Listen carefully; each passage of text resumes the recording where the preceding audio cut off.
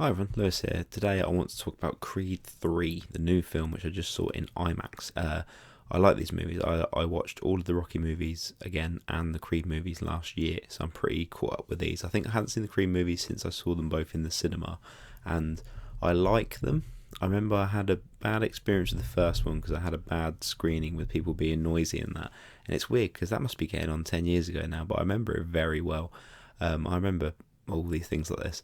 And the second one I also really enjoyed. I think I enjoyed the second one more. I liked all the Drago stuff, and I like all the Rocky stuff in these. But this one's a bit of a departure because famously Rocky's not in it. Sylvester Stallone isn't in it because they had a bit of a falling out or something. I don't really know.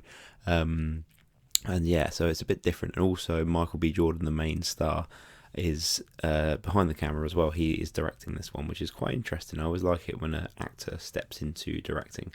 And yeah, no spoilers in this, but yeah, I liked it. I thought I would. The trailer was pretty cool, and I thought, yeah, I'll watch another one of these, no problem. Especially because they made a big deal about it being filmed for IMAX and stuff, and IMAX was good. I always like IMAX anyway, so that really added to it.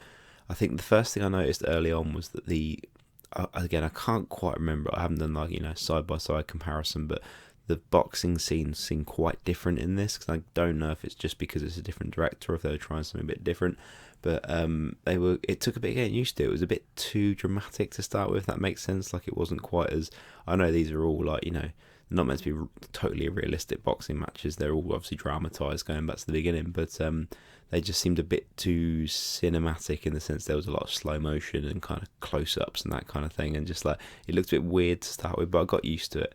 And particularly in the sort of the final fight of the film, spoilers, there's a final fight. I mean, what else would you expect in these films? That's clear in the trailer anyway. That quite works. They use it in quite a metaphorical kind of way that like kind of reflects the story, and that was pretty good. I like that, and yeah, so that kind of came together nicely for me. And yeah, overall, I liked the story as well. Nothing spectacular, but I thought it worked really well. As I say, if you've seen the trailer, you see that Jonathan Majors is playing the rival in this one, and Jonathan Majors is great. Like I think I said in my Ant-Man Quantumania review, he's a guy I picked years ago. I'm not saying I spotted him before anybody else, but years ago I was like, man, this guy's really good. He's going to be a big deal, and it's nice to see that kind of come in full circle, especially. And as I said, I like the story between the two of them. I like the relationship between the two of them. Jonathan Majors is really good at just everything. Like he's a really good actor. He's really good in this at just all the different bits, like the little things. There's a lot of like really tight close-ups during like even just conversational scenes and that kind of thing where he just has all those little mannerisms down. And Michael B. Jordan's really good as well. And I just really believe these guys are old friends, and they have the flashback scenes. They have two younger actors playing the younger versions of them, and they're really good as well. And I think that's what makes it work, is that you believe them. You believe that's that side of things, the more emotional side of the story. Although it's one of those things. There is one point where like it all kind of builds up, and it's got the issues between them two, and like the families involved as well, and that kind of thing.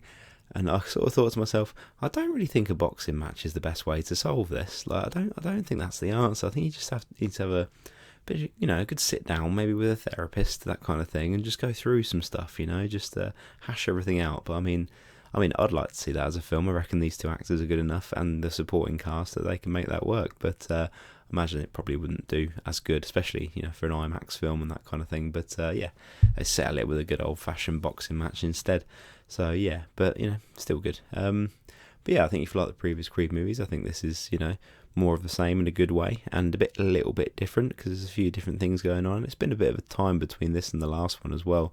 I think this is one that I'll like more when I watch it again. And I mean, I'm not in a hurry to watch it again. I don't mean that in a bad way. I just I think if I watch it again, maybe a couple of years, I can kind of see how it comes sort of full circle again, and just be kind of like, yeah, quite like that, yeah. So yeah, good movie, enjoyed it. Jonathan Majors is great. He's the best bit about it, definitely. But I think I'll probably be saying that for every movie he's in indefinitely. So yeah, thanks for watching. Leave a like. Thank you. Bye.